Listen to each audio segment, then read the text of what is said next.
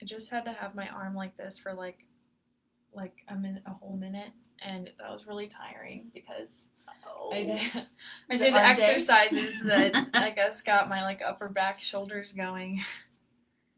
Yesterday was back day, and today was chest day. Nice.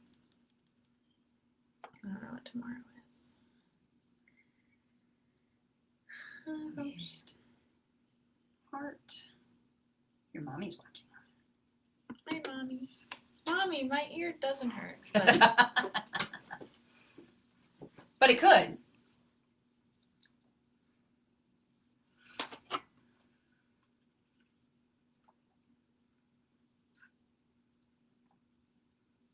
Sometimes it does. Indeed. But not today.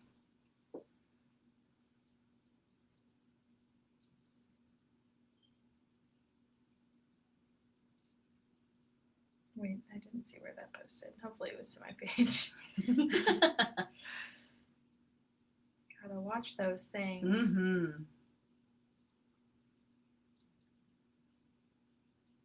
Whew. Nice. Beautiful. I shared it too. Cool.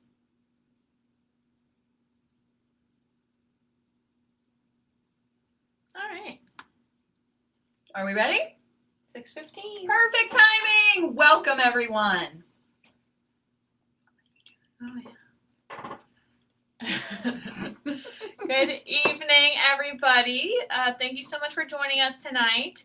I am Dr. Sarah. And I am Dr. Robin. And we are from Get Well Family Chiropractic in Florissant, Missouri. We know that there are other things that you guys can be doing with your evening, and we really appreciate you taking the time to join us for this week's Facebook Live class. Woo! So today we're going to be talking about earaches in kids and some ways to get rid of them naturally instead of resorting to some more invasive treatments. Mm-hmm. If you know anybody who might be interested in this subject, call them up really fast and just have them come join us. Yeah, for sure. It's a party. Even better, you could click share on the video like we shared it to our pages. We did. And post it to your timeline, or you can even start a watch party and all of your friends will be able to see that you're watching this when they go through their timeline. Yeah. So the more people that we can reach, the better, especially with topics like these, which can really be a game changer with parents. Oh my gosh, it's such a game changer. And if anybody has any questions or comments throughout the class, post them in the comments, and we'll get back to you as fast as we can, because we love getting discussions going during our classes. We do. So, without further ado, let's just dive right into our class. Yahoo! Right? So, here are some of the common signs that your child might have an ear infection, right? Maybe they're pulling or tugging on their ears. They're really fussy, or they're crying for, like, you've already changed their diaper, you've fed them, they've had a nap, so there's just like an unknown fussiness and crying. Maybe they're having trouble sleeping. There's a fever present. Maybe you can see some fluid draining from the ear. Or, even toddlers, right, even though they toddle, they might be more clumsy or problems finding their balance more than normal. And then if they're have trouble hearing or responding to like quiet sounds. It's really now the consensus among pediatricians that most ear infections in children are self-limiting, right, and do not need treatment with antibiotics. In rare cases, however, severe infections can lead to hearing loss. So any infection should be monitored to determine if antibiotics are completely necessary. And chiropractors, like us, right, treat ear infections in part by adjusting the neck, which helps drain the ear by opening the eustachian tube that runs from the ear to the throat and restoring nerve function to the ear itself.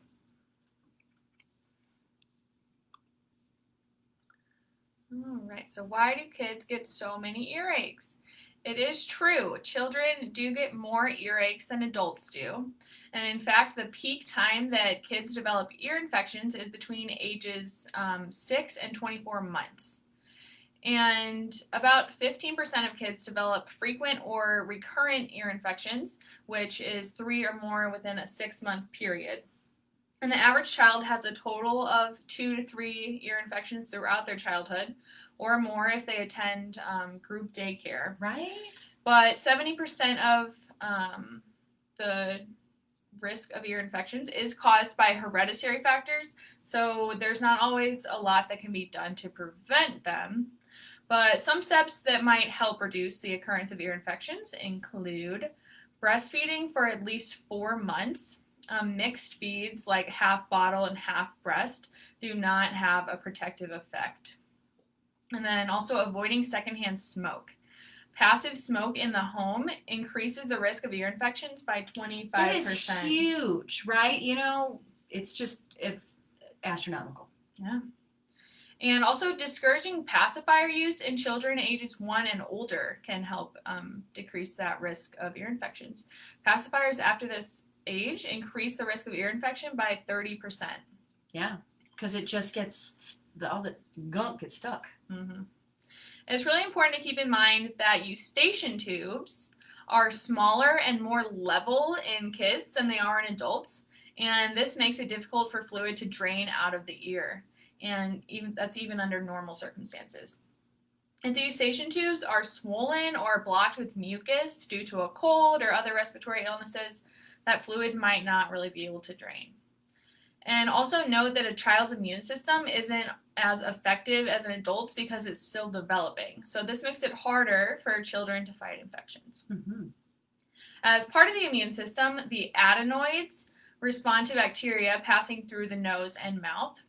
Sometimes bacteria can get trapped in the adenoids, which are located at the top of our mouth near our throat and tonsils. And this causes a chronic infection in that area, which can be passed on to those eustachian tubes and eventually to that middle ear. Yeah, and it just blows my mind that they remove tonsils and adenoids, right? Because, the bacteria gets trapped there. Mm-hmm. But why not fix the cause of the bacteria getting trapped there versus just removing the tonsils and the adenoids, right? Because now the bacteria is going to go elsewhere. Yeah. Right? The gut, the lungs, the sinuses, the ears.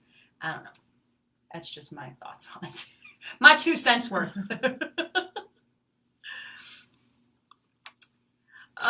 One thing leads to another, right? In more ways than one. So every time a young child gets a cold or the flu, their body needs to drain the nasal secretions. And because their eustachian tubes don't work that effectively, that pool of secretions make a nice breeding ground for bacteria. 90% of the time. Or the viral infection that causes the cold, which is going to lead to pus, also known as an ear infection, right? So when you look in the ear and it's all white and pussy behind the eardrum, right, that's going to definitely be viral. Now, while every ear infection doesn't need to be treated with antibiotics, some will clear on their own. Most kids under the age of 2 get antibiotics because they have a higher risk of having complications from those ear infections and are less likely to clear them on their own unless their parents know about chiropractic. So with a middle ear infection, right, all those germs and pus behind the eardrum put a lot of pressure on that tiny little eardrum. And that's why it hurts so much to have an ear infection. Occasionally, the eardrum will actually break or pop to relieve the pressure. And that might be when you see the pus and fluid draining out of the ear, or even blood maybe. But don't worry, that eardrum is very resilient and it'll heal back up, and it's really good for them to get that stuff out of there. So if it does break, it's okay, really. Oh, Charisse, thanks for joining us. Good to see you. Hi, Charisse. Oh, hi, Tabitha. Thanks for joining. All right, so earaches in one or both ears are usually caused by a minor infection and will often get better in a few days without treatment. They can be described as sharp, dull, or burning ear pain that comes and goes, or it could be constant too. About 62% of children in developed countries will have their first episode of otitis media, which is inflammation of the middle ear, by the age of 1. More than 80% by their 3rd birthday, and nearly 100% will have had at least one episode by the age of 5. In the US alone, this illness accounts for 25 million office visits annually, with direct costs for treatment estimated at $3 billion. I would like a little portion of that $3 billion to help kids get over ear infections here in this office. Right. Health economists add that with lost wages for parents, if that's included in that total, the total cost of estimated treatments amount to $6 billion. Insanity. That is insanity. So Streptococcus pneumoniae bacteria, commonly known as pneumococcus, are thought to be the cause of 50 to 60% of cases of otitis media. And when these earaches come along, you will want to consider looking into a home remedy or chiropractor visit for your child. Mm-hmm. You should contact your doctor. Or us. Or we can be your doctor. Mm-hmm. If you or your child also have other symptoms like a high temperature or fever, or vomiting, a severe sore throat, swelling around the ear, or discharge from the ear. You should also contact the doctor if there is something stuck in you or your child's ear, Mm-hmm. or if the earache doesn't improve within a few days. If you or your child has an ear infection, you should avoid getting that affected ear wet. Yeah. Once the middle ear is infected, pus builds up behind our eardrum, and as a result of this, increased pressure on the eardrum causes that pain. And at the same time, the eardrum itself becomes thick and swollen, and it can rupture, and that leads to the pus running into the ear canal and out of the ear, like we kind of mentioned before. Mm-hmm. Outer ear infections, which are going to be infections of the tube connecting the outer ear to the eardrum, and middle ear infections, which are infections of the parts of the ear behind the eardrum, are both very common causes of our earaches. Cavities in your teeth can also cause ear infections, and those will not really clear up until your cavity is treated by a dentist. As far as damage to the ear, earaches can sometimes result from injury to the inside of the ear. So, for example, by scraping earwax from the ear canal using a Q-tip or poking it too far into your ear, that can puncture your eardrum. And the ear canal is very sensitive and can easily become damaged, and it should heal on its own without treatment, but it can take up to 2 months for a perforated eardrum to heal. Yeah. Yeah. This one was interesting. The glue ear? So there's something called glue ear, which is our otitis media with effusion, or OME. And that's a buildup of fluid deep inside our ear, which commonly causes some temporary hearing loss. And this condition tends to be painless, but sometimes the pressure of the fluid can cause earaches too. And glue ear will often clear up on its own, but it can take a few months. Mm-hmm. If the problem is really persistent, a minor procedure to place small tubes called grommets in the ear could be recommended by a doctor to help drain that fluid out that's just kind of stuck there. Right, yeah, and we're going to talk a little bit later about how chiropractic can help with the drainage and some of the treatments that we do as chiropractors to help with all of that. So I'm excited to talk about the solutions. Yes. And earwax, or an object stuck in the ear. Oof. A buildup of earwax or having an object stuck inside the ear can sometimes cause earaches as well. So if there's something in your child's ear that seems to be causing pain, don't attempt to remove it yourself, as you might just push it even further in and you can damage your kid's eardrum. If you have a buildup of earwax in your ear, you can use prescription or over-the-counter ear drops to soften it up so that it just falls out naturally.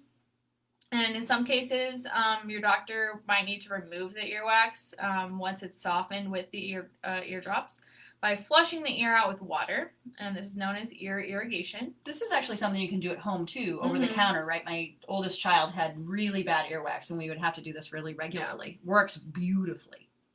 And if there's an object in the ear, your doctor might need to refer you or your child to a specialist to have that removed. Now, none of my kids ever shoved anything in their ear, but up their nose, oh my golly. I've heard stories. Yes. So as far as throat infections, sore throats can also cause an earache. I know when I've had like strep throat before, I have ear pain with it too. Tonsillitis or an abscess on one side of the back of your throat can sometimes make it very difficult to swallow, even fluids. And with an abscess on the back of your throat, you will need to see a pediatrician for if it's happening with kids. Keep an eye out for consistent coughing, mild or worsening headaches, feeling sick or tired, swollen and painful lymph glands in the neck, and maybe losing or changing of the voice. And swimmer's ear, or external otitis, is an infection of the outer ear, and it can occur with swimming, or it can even come from bathing. Symptoms of swimmer's ear include excessive itching, progressively intensive pain, redness around the ear, large amounts of fluid drainage, pus discharge, full or partial ear blockage caused by swelling, additional fluid, or debris, and difficulty in hearing. Advanced forms can include fever and swollen lymph nodes too. Yeah. Right on. All right, so let's really talk about chiropractic care, right, and ear infections. So otalgia, which is the real fancy word for ear pain, is said to be common, right? We kind of actually know it's not said to be common. Right. It is common. Although specific incidence and prevalence is not known, so that just means they've not done any studies or counted any cases on it. And it has a number of potential causes, right? What we just discussed. And it's really separated into two types, so primary otalgia and secondary otalgia. Primary otalgia arises from ear pathology, right? Most commonly, what Dr. Sarah just mentioned, which is otitis media. But it also can include the other one that she mentioned, which is otitis externa, or swimmer's ear. The one that we really didn't talk a lot about is eustachian tube dysfunction. Remember that eustachian tube is what connects the outer ear into the throat for fluid drainage. So less commonly, primary otalgia can be attributed to primary neoplasms or cancers or benign tumors.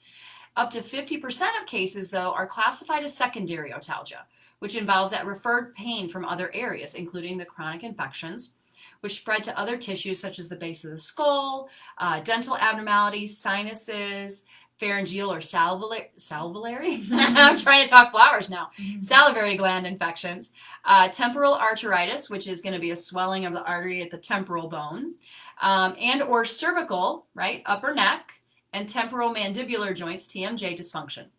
It's also been reported to arise from disorders of the cervical spine, right, we just mentioned, specifically what we call subluxation in chiropractic.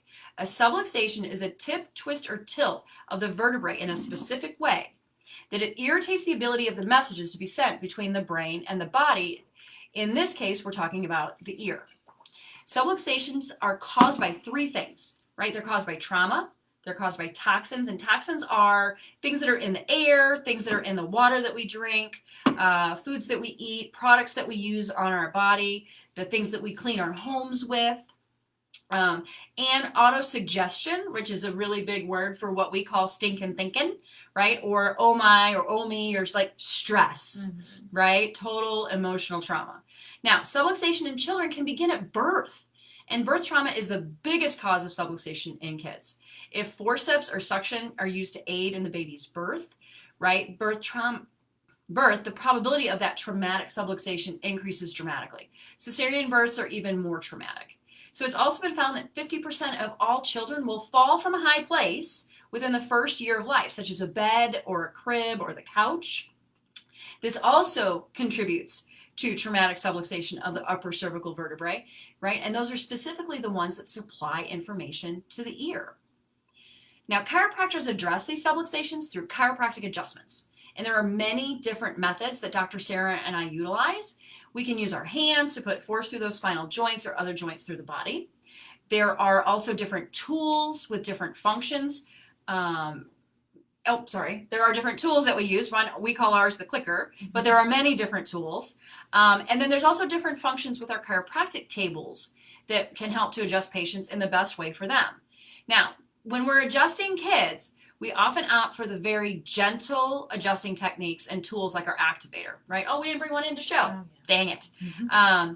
Or we'll just use very simple finger pressures, light stretching. The way we adjust babies and kids is completely different than the way we adjust grown-ups. Yeah.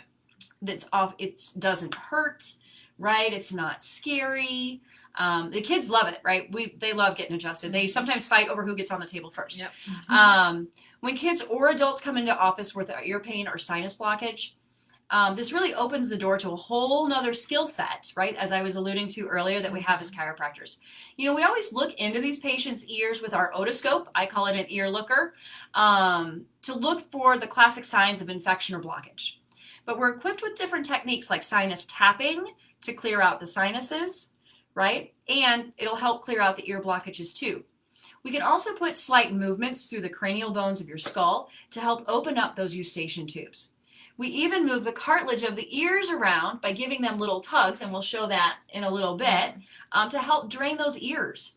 One study found that 93% of participants had improvement in their ear pain following chiropractic adjustments, right? 93%. And 43% of them after 1 or 2 visits. Gone. So why suffer for a week? Come see the chiropractor. So this says 4 cases where chiropractic care improved condition. I'm just going to talk about one case here. But the Journal of the Canadian Chiropractic Association reported on 4 different cases of patients who complained of ear pain with a normal otolaryngologic examination, so that long word is, I think, a Canadian word for what we call an ear, nose, and throat doctor. But this type of examination, they had that, and their pain improved or resolved with a manual therapy and exercise approach. So I'm going to go through one of those cases. So, and there might be a couple of bigger words here, but I'll try to break them down. Keep it easy. Break it down. So this was an 18-year-old woman who complained of left-sided ear pain, and this had begun 3 months previously when she awoke in the morning one day with that ear pain. She had seen an ENT doctor who did not find any intraoral pathology, so that's inside of the ear, that explained the symptoms, and referred the patient for a chiropractic consult. So the pain was well localized in that intraoral area inside of her ear, and it was rated on a numeric rating scale as a 7 to 8 out of 10, so that's significant. In a lot of pain. Yeah. And the pain was constant, but it got worse when she used her cell phone. Interesting. She described a gushing sound, but had no hearing loss. And after initial treatment, the patient verbally reported that her pain was much better. She was then treated 2 more times with chiropractic adjustment of the ear and a high velocity, low amplitude diversified manipulation or adjustment directed to that C12, C23 segments on the left. So that's your very top of your neck here. And she was also advised to continue with the self-mobilization maneuvers for the ear. So the chiropractor taught her some ways to move her ear around on her own at home. And after 3 treatments, she was completely pain-free, and there was no pain or abnormal sounds in her ear anymore. And she was followed up 10 months later and remained symptom-free. Yay! Amazing! Right? Holy cow, that's amazing. Yeah. Hey, Denny, thanks for joining us. Hi, Denny. So in conclusion there, otalgia, or that ear pain, can have a variety of causes, and one of these can be musculoskeletal disorders involving our cervical spine, our neck, our TMJ, which is that kind of jaw joint, and its related muscles, and the ear, which can be helped by manual therapy and exercise. And it may be advantageous for ENT doctors and primary care physicians to have at their disposal clinicians who are skilled at the examination and manual treatment of the cervical spine and the musculoskeletal system in general, chiropractors. Right. So, what this really leads to is if you have a pediatrician and you take your kiddo in with an earache, ask the question, right? Do you know a good chiropractor that I could take my kiddo to? And if they say, oh, you don't need chiropractic, well, that's okay, right? Don't make them wrong for it. Just reach out to us and we'll explain why, in case you forget what you're learning here. And then the other thing that really came up for me in this is that in the state of Missouri, we are qualified to be primary care portal of entry physicians. So if you're unsure if you actually need to go to the medical doctor, you can actually come see us first and we will advise you one way or the other. Yeah. Very true. And Sarah's here too. Yay! Thanks, Sarah. Hi, Sarah. All right, so home remedies, right? When in the world do I use these home remedies, right? Because that's always the question with parents. Do I need to go to the doctor? Do I not need to go to the doctor? Okay, so the best home remedy for an earache depends on the cause, clearly. If it's a cavity to blame, then you got to go to the dentist, right? If the cause of the ear infection might be an infection, right? There are natural remedies that you can use at home that will make the illness much more bearable, right? As the body fights it off on its own, because that's what our immune system is here for, is to fight off those infections. So many ear infections will clear up on their own in about a week or two, with symptoms starting to get better after a few days, and or 1 or 2 adjustments, right, with your chiropractor. And we don't want to like not tell you, right, to check with your pediatrician, right? We want to make sure that do what's best for you. If calling your pediatrician makes you feel comfortable and satisfied, please definitely do that, especially if your child's ear pain is like really bad, or if your child is under the age of 2 years. So there's a lot of different home remedies for earaches. Some have been used for hundreds of years. And even if the pain resides, you might want to schedule a checkup with the doctor in 2 to 3 weeks after the ear infection, just to make sure that your child's eardrums are back to normal. So let's cover some home remedies. Let's cover them in the next few slides here. For sure. Absolutely. All right. So a few drops of warm oil, like olive oil, in the ear canal can ease pain by simply soothing that inflamed eardrum, right?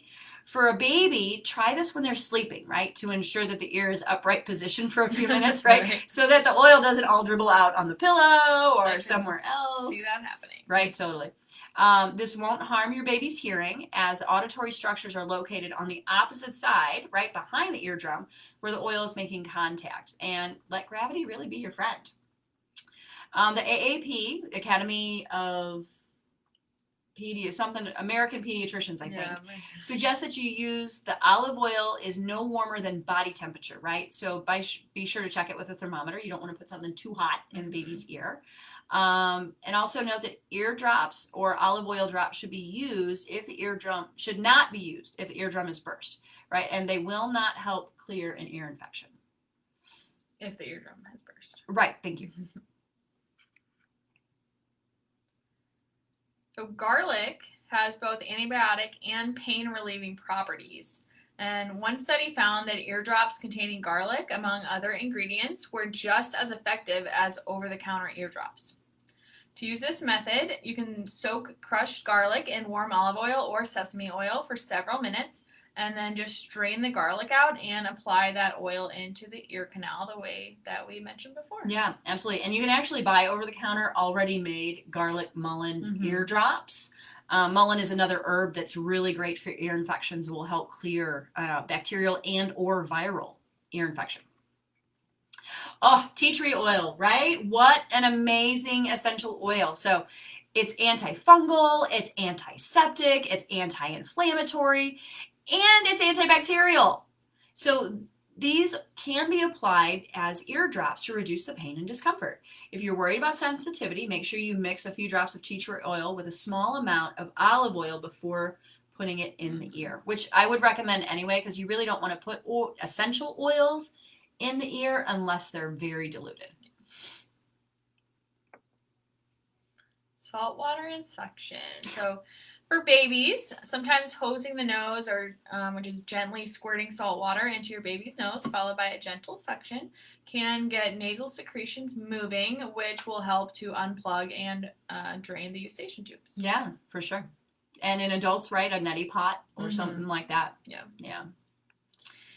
The ear wiggle, right? And it's not wiggle, right? And I'm thinking back to when my kids were small and the wiggles. Yeah. And when some people are like, oh, I can wiggle my ears. Yeah. No, I can't. But that's not it either, right?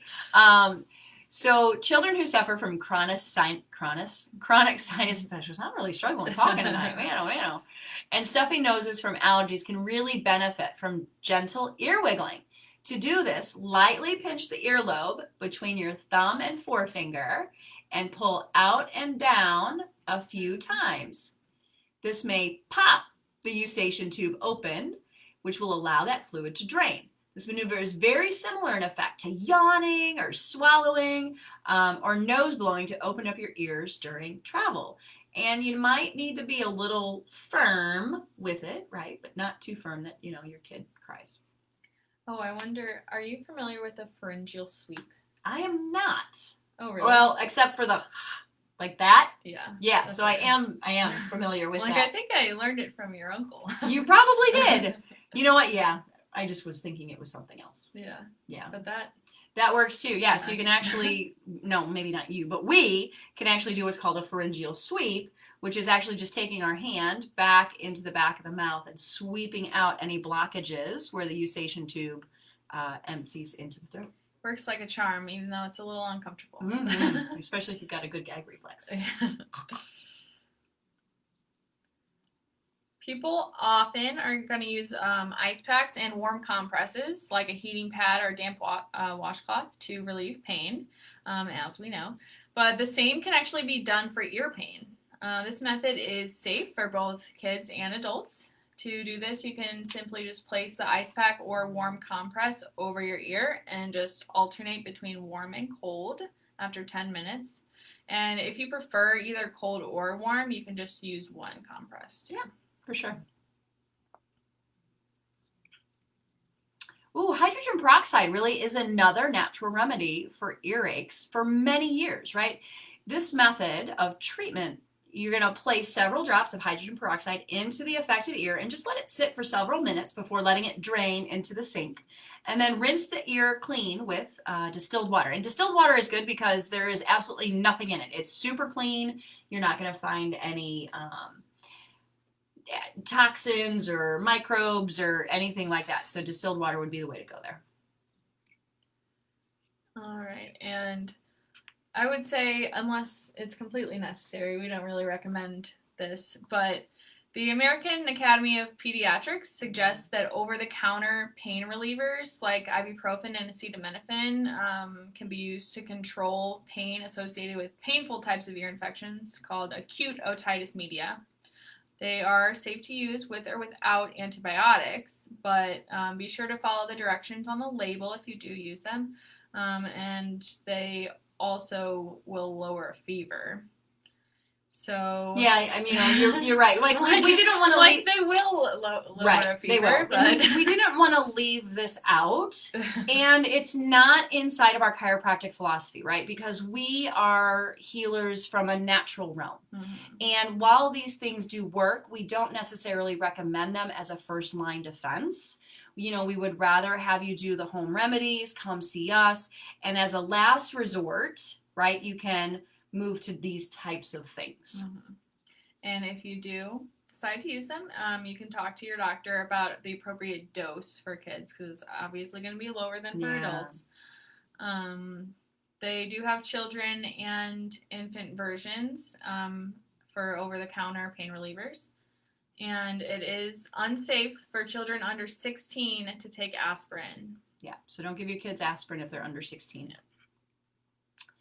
So, distraction, right, was always a good tool when my kids were little, right? Don't do that. Okay, let's do this instead, right? But really, when you're having some ear pain, and if it's not that severe, but they're still kind of whiny and fussy, and they're really doing battle, help them to get comfortable by taking their mind off the pain, right? Just like we as grown-ups.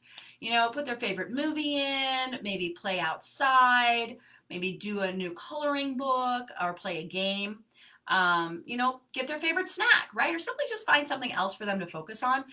If your if your child is teething, I apologize, right? Offer cool teething toys, right? For chewing, for sure.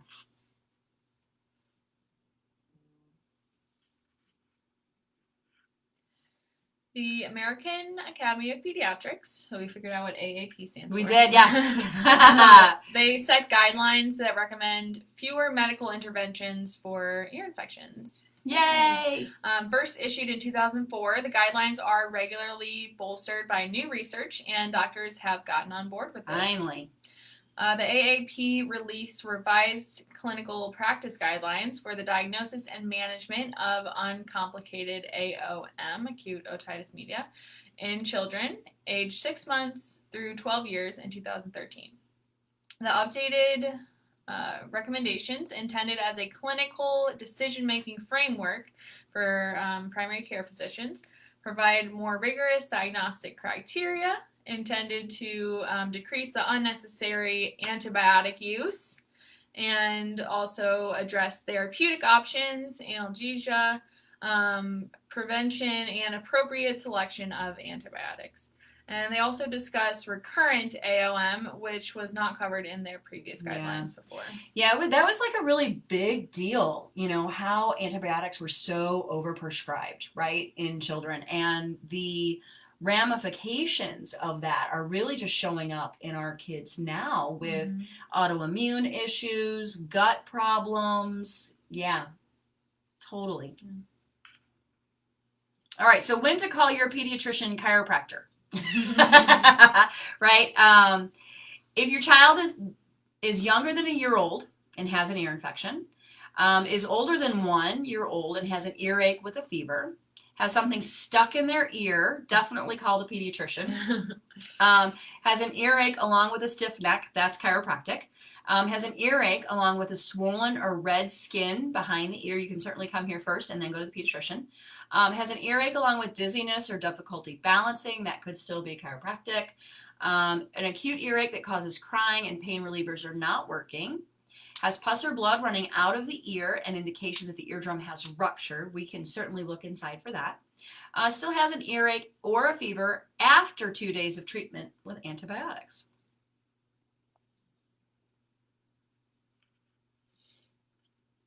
If your kid is running a high fever, or if a fever lasts longer than a day, it is important to seek immediate medical care. High fever for a child is defined as a rectal temperature that reads 100.4 or greater in kids less than 3 months old. A rectal temperature reading 102 degrees or higher in kids 3 months to 3 years old. Or an oral, rectal, or forehead temperature that's reading 104 degrees or greater in kids over the age of 3. Yeah, those are big fevers. Yeah. All right, so that is all the information that we have for you today on earaches. So if you have any questions at all or want access to the resources that we use to put this class together, just let us know in the comments. We're happy to share those with you. And thank you guys again so much for just taking the time out of your night to experience our Facebook Live class tonight. We just love sharing topics like these and just getting the word out to people and helping in any way that we can. Yeah, absolutely. Beautiful. So if you or your kids are experiencing any kind of ear pain, you know what? We're here to help. We can do it. Just give us a call, set up an appointment. You can also now set up appointments on the website. You can. Right? That's a new thing we've got. If you're having that ear pain going through any other problems or really just want to learn what chiropractic is all about, right? And please join us next Tuesday at 6:15 for our next Facebook Live class, Demystifying Detox. We have so many people already registered for that. I'm so excited. Yay. The two of us actually just got through a week-long detox ourselves, so we will have some firsthand experience to share with you. Yep. Head on over to the event page for next week's class. Click interested or going if you want to learn more about detox, and don't forget to share it with your friends. And really, thanks again for coming, and you know what? Hey, have a great night, everybody.